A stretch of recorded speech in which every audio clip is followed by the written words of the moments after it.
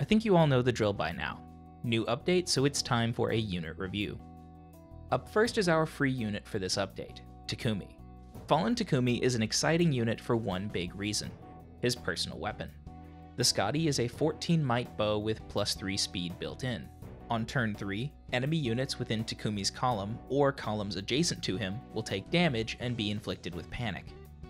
Fallen Takumi also comes with both Fury, unlocked at 4-star, and Speed Smoke, unlocked at 5.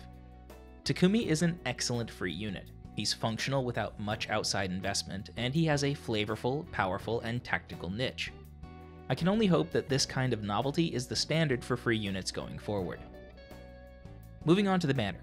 Our first banner unit is Fallen Robin, although just for convenience I'll stick to calling him Grima. Grima is an armored dragon unit. He has 174 BST and a monstrous 40 attack at neutral. With a plus attack super boon, Grima has 44 attack, giving him the highest possible base attack at this time. Fortunately, as an armored dragon, Grima does have all the weaknesses of both armor units and dragons.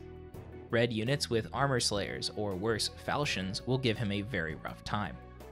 He's also slow, and even though his BST is high, his bulk, when compared to other green armors, isn't mind-blowing. He's a strong unit with clear, discernible weaknesses that most players should be able to exploit. His personal weapon is the Expiration, a 16 might dragon breath with built-in distant counter, adaptive damage, and no special cooldown penalty. When compared to Lightning Breath, the Expiration trades refinery stats for higher upfront damage and more special flexibility. Damage is Grima's biggest strength, and when combined with his attack stat, the Expiration makes him very lethal. His A slot is empty, but his B slot is Vengeful Fighter. Grima's C skill is new. Ward Dragons was the last piece missing from enemy phase dragon teams, so it's nice to see that it's been added. Whether Grima ends up as part of those teams himself remains to be seen, but I expect that he will. Grima, as I see it, can be built in two ways. You can utilize his default Vengeful Fighter and build him into a pure enemy phase counter killer. You can also replace Vengeful Fighter with Bold Fighter and play him like Zelgius. Both of these playstyles are worth exploring, and I'll be doing a dedicated mini review for Grima in the near future. Next is Hardin. Hardin is a lance armor with 175 BST.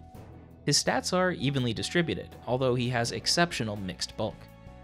It is worth noting that Hardin has multiple super banes, one in HP and one in speed. If Hardin has either of these banes, he will go down a scoring bin. It is a shame too. HP and speed are his natural dump stats. Hardin is a lot like Gwendolyn, but his built-in distant counter, superior base skills, and extra stats go a long way to making him better. While he lacks the focus and power of a unit like Grima, his build options are much more flexible. He uses every stat, so global stat increases from merges or summoner support go a long way. Hardin's weapon is the Gradivus, a 16 might lance with distant counter. His A skill is Brazen Defense and Resistance, which grants 7 to both defense and resistance while below 80% health. Hardin's B skill is Bold Fighter. For the uninitiated, Bold Fighter allows armor units to double when attacking on the player phase, and increases their special charge when they do. It can be combined with Steady Breath and the Quick Riposte Seal to enable doubles on both phases with guaranteed special activations. If nothing else, the inclusion of Bold Fighter in his kit ensures that Hardin is, and will stay, an amazing fodder unit. Finally, we have Celica. Celica is a melee sword infantry with 163 BST. Her stat line is solid, 35-35 offenses and good mixed defenses for her speed tier. Celica's biggest problems are her color and rarity. For players interested in premium units, Celica is fighting with Aira and Zelgius for a spot, and both of them have powerful, unique specials that she just can't compete with. For players who aren't spending a lot of money, a unit like Soleil does Celica's job and comes in a 4-star package. Her personal weapon is the beloved Zofia, a 16 might sword with +3 defense. It also features a +4 to all stats buff if Celica is at full health in exchange for recoil damage. Her default special is Luna, and her default C skill is Hone Attack, both of which are fine if unexciting. Celica's most interesting feature is her B skill, Chill Speed. Chill Speed is inheritable and functions a lot like Gunthra's Chilling Seal. Unlike Gunthra, who checks against defense, Chill Speed checks against speed.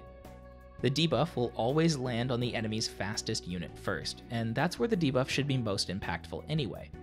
I expect that Chill Speed will find its way onto units with flexible B slots as an obnoxious and effective piece of support utility. Overall, this update features strong units and strong fodder. The banner is clearly targeted at players who want to build up armor teams, and it does introduce both Vengeful and Bold Fighter into the permanent summoning pool. I would focus on summoning Grima first, Hardin second, and Celica third, but that's just me. Unlike most banners, there isn't a clear dud here. All 3 banner units have something new, and all of them are good units in their own right. So if you decide to pull, it's going to be hard to go wrong. Thank you very much for watching. If you enjoyed the video, please consider leaving a like or subscribing. You can find me on Twitter at DireThunderYT, so feel free to send me cool stuff or just drop by to say hello. As always, I hope to see you next time. Take care.